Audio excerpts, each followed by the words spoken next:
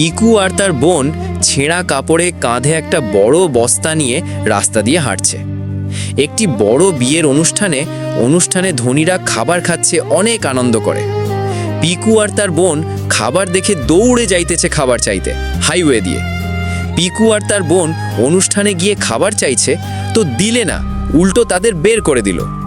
পিকু আর তার বোন ওখান থেকে অপমান বোধ করে তারা হাইওয়ে রোডের দিকে চলে যায়।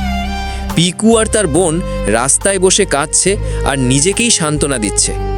পিকু জেদ করে আর কষ্ট নিয়ে প্লাস্টিকের বোতল বা আবর্জনা কুড়াচ্ছে, কাঁচি দিয়ে বোতল কাটছে আর মনে মনে ভাবছে সেটা দিয়ে কিছু একটা করবে।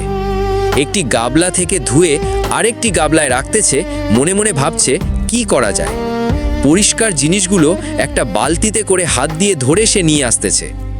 তার দিয়ে একটা সুন্দর মূর্তির বা শোপিসের কাঠামো বানাচ্ছে। তার স্বপ্ন অনেক বড়। তার দিয়ে একটা সুন্দর মূর্তির বা শোপিসের বানাচ্ছে, তার ভাবনা কিভাবে সুন্দর করা যায়। খুব যত্ন করে টেপ বা আঠা লাগাচ্ছে, খুব যত্ন করে যেন কাজগুলো খুলে না যায়। মূর্তির গায়ে ছোট ছোট চুমকি বা পাথর বসাচ্ছে, যেন দেখতে অনেক সুন্দর হয়। সুন্দর মূর্তিটি কমপ্লিট, সামনে মোমবাতি জ্বলছে। পিকু ও তার বোন আজ অনেক খুশি। পিকুর বিশাল তৈরি রিসাইকেল করা সুন্দর শোপিসগুলো ভিড় করে সেগুলো কিনছে। পিকু এক গরিব শিশুকে রাস্তায় নতুন জামা ও খাবার দিচ্ছে, আর বাবা পাশে হাসছেন।